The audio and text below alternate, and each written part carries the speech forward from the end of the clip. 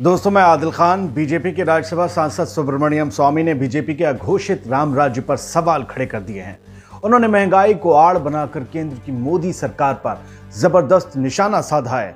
दरअसल सुब्रमण्यम स्वामी ने ट्विटर पर एक फोटो शेयर करते हुए ये कहने की कोशिश की कि राम राज्य के यानी कि भगवान राम के देश में पेट्रोल सबसे ज्यादा महंगा है, जबकि वहीं सीता के देश नेपाल और रावण के देश श्रीलंका में पेट्रोल राम के देश के मुकाबले बहुत सस्ता है।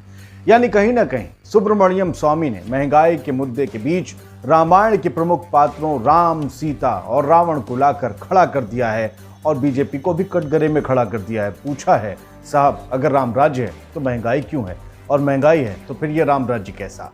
ये वही रामायण है, ये वही राम राज्य है, या फिर कहें ये वही राम और सीता हैं जिनके सहारे बीजेपी अपनी राजनीति को आगे बढ़ाती है और बढ़ाती आई है और शायद आगे भी बढ़ाती रहेगी। और जय श्री राम का नारा लगाकर कहती है कि देश में राम राज्य है। और जब इसी राम राज्य पर सुब्रमण्यम स्वामी, जो खुद बीजेपी के वरिष्ठ नेता हैं और राज्यसभा सांसद भी हैं बीजेपी से, अगर वो सवाल खड़े करते हैं तो फिर बीजेपी की फजीहत होना तय है। फजीहत हो भी रही है सोशल मीडिया पर। हालांकि ये खबर आपको मेन स्ट्रीम मीडिया में देखने को नहीं मिलेगी, क्योंकि इसमें बीजेपी की बेइज्जती से जुड़ी लेखनी मौजूद है, वो शब्द मौजूद हैं जो कहीं ना कहीं बीजेपी को आईना दिखाते हैं, शर्मसार करते हैं।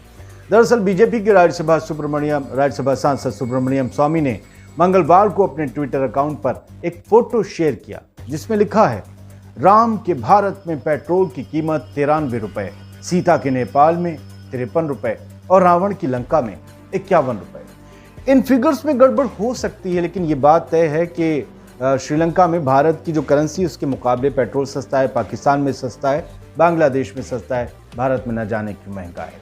सुब्रमण्यम स्वामी का ये ट्वीट सोशल मीडिया पर खूब वायरल हो रहा है। उनके इस ट्वीट पर यूजर्स जमकर अपनी प्रतिक्रियाएं दे रहे हैं। साथ ही बीजेपी को वो भी कटघरे में खड़ा कर रहे हैं, कह रहे हैं देखो आईना तुम्हारे घर से निकला है, हम जो दिखाते हैं उसमें तुम्हारा चेहरा तुम्हें दिखता नहीं, इसी में देख लो।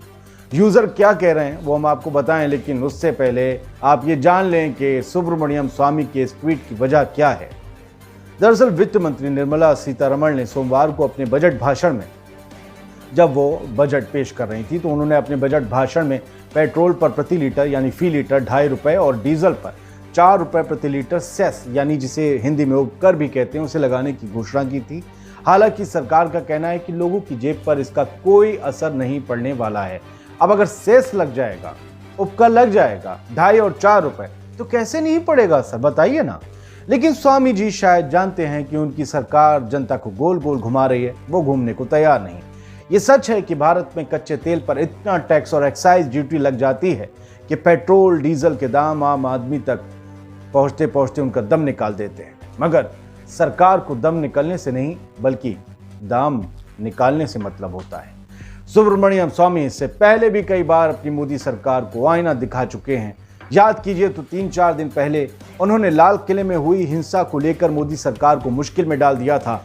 गणतंत्र दिवस पर राष्ट्रीय राजधानी दिल्ली में किसान आंदोलन के दौरान हुई हिंसा, उत्पात या जो भी आप कहना चाहें अपने लफ्जों में वो कहें, उस पर बीजेपी से राज्यसभा सांसद सुब्रमण्यम स्वामी ने बड़ा बयान देते हुए कहा था कि इस घटना से प्रधानमंत्री कार्यालय यानी कि पीएमओ के तार जुड़े हो सकते हैं, उससे मिलने वाले शख्स के तार जुड़े हो सकते हैं, और इस घटना ने पीएम मोदी और गृह मंत्री अमित शाह की छवि को नुकसान पहुंचा दिया है।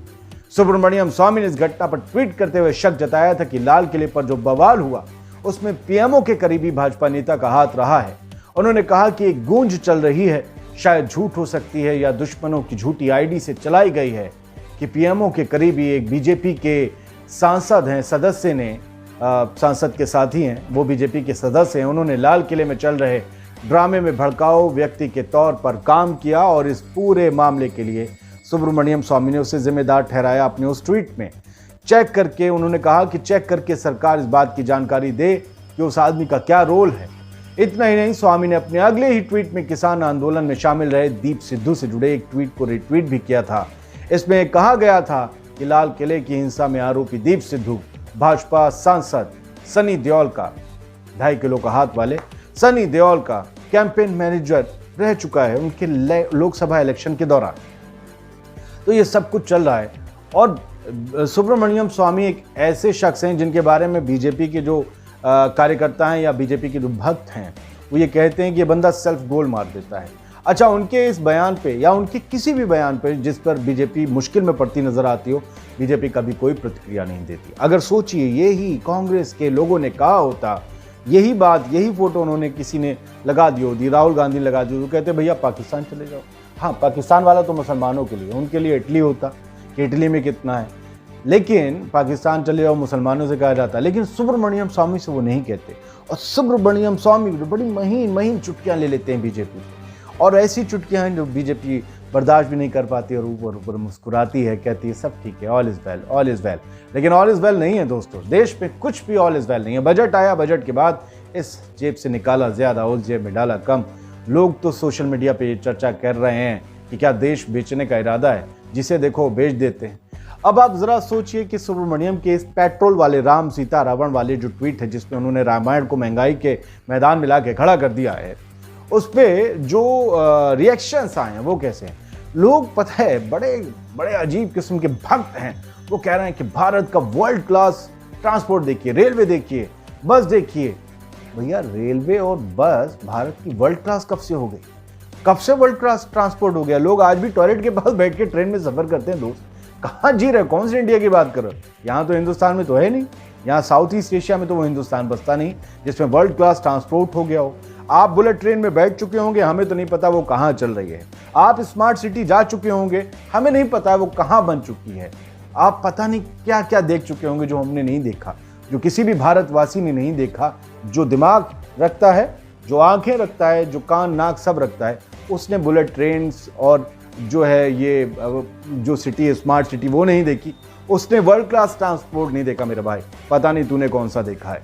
और ये बंदा कह रहा है कि इंफ्रास्ट्रक्चर देखिए। भाई इंफ्रास्ट्रक्चर तुमने 6 साल में गुजरात का देखा है? अभी तक कोई कैमरा पहुंचा है वहां जिसने बताया कि गुजरात में विकास, जिस विकास के सहारे 2014 में बीजेपी इलेक्शन जीत कर आई थी, वो विकास इधर तो हुआ नहीं।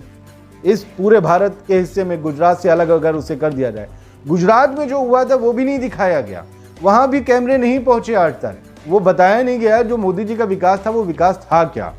तो भैया अब दूसरे लोग हैं, वो कोई टोक रहा है सुब्रमण्यम स्वामी को कि आपको पता भी है कि सीता जी जो हैं वो सीतामढ़ी में पैदा हुई थी, बिहार में जो है, नेपाल में पैदा नहीं हुई थी। अब वो नेपाल में जो उनका जनकपुर गांव है सीता जी का, जहाँ भारत सरकार ने यहाँ से हिंदुस्तान से जनकपुर तक के लिए बस चलवा दी, फिर वो क्या है जिसके लिए कहा गया था कि राम की नगरी से और सीता की नगरी तक, उनके मायके तक जो है वो बस चलेगी।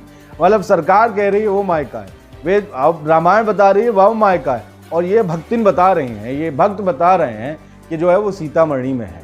मतलब समझ में नहीं आता यार, तो बोल दो ना सरकार झूठी है कि फालतू में बस चलाई गई। मतलब डिस्ग्रेसफुल लोग हैं ये लोग, सोचते नहीं है कि यार क्या किस चीज़ पे बहस कर रहे हैं। एक आदमी आईना दिखा रहा है तो बोलो ना। बहुत से लोग बता रहे हैं वहाँ पेट्रोल इस भाव। अरे मेरे दोस्त, करेंसी को कैलकुलेट करके देख, करेंसी को कैलकुलेट करके देख। भारत में जो करेंसी है वो डॉलर के मुकाबले तुम जो दिखा रहे हो ना, उसे वैसे ही करके देखो। भारत के मुकाबले उनका रुपया कहाँ टिकता है, और फिर पूछो वहाँ क्या भाव है। मीन क्या यार, पेट्रोल डीजल पे तुम जो है आके साइड ले रहे हो, अपने हैं तो पूछ लो भाई, उससे क्या विकास हो रहा है। कोविड आ गया, बहुत से पढ़े लिखे बोल रहे हैं कि लोग बोल रहे हैं कि कोविड आ गया उसकी वजह से महंगा। कोविड से पहले महंगा नहीं था, याद है तुम्हें? फरवरी में रेट क्या था, मार्च में चलो लॉकडाउन हो गया। अजीब बातें करते हो। तो सुब्रमण्यम स्वामी, जैसे मैं सवाल कर रहा हूँ, ऐसे उनके ट्वीट से ये सवाल निकल कर आते हैं। उनके ट्वीट से इतनी मुश्किल नहीं होती, उनके ट्वीट से जो सवाल निकलते हैं वो बीजेपी को मुश्किल में डालते हैं, भक्तों को मुश्किल में डालते हैं, एंग्री मैन बना देते हैं। और इस वजह से जो है फजीयत बीजेपी की होती है, जो खुद बीजेपी को भी बर्दाश्त नहीं है और उनके चाहने वाले पत्रकारों को भी बर्दाश्त नहीं है। तो ऐसे ट्वीट्स को लेकर लगातार सुर्खियों में रहने वाले सुब्रमण्यम स्वामी कहीं ना कहीं बीजेपी के गले में मछली का कांटा, सॉरी वो तो वेजिटेरियन है, फांस है, लकड़ी की फांस है। आप समझिए कि ऐसे ट्वीट बीजेपी को इतनी ज़्यादा दिक्कत में डालते होंगे और जवाब देते नहीं बनता।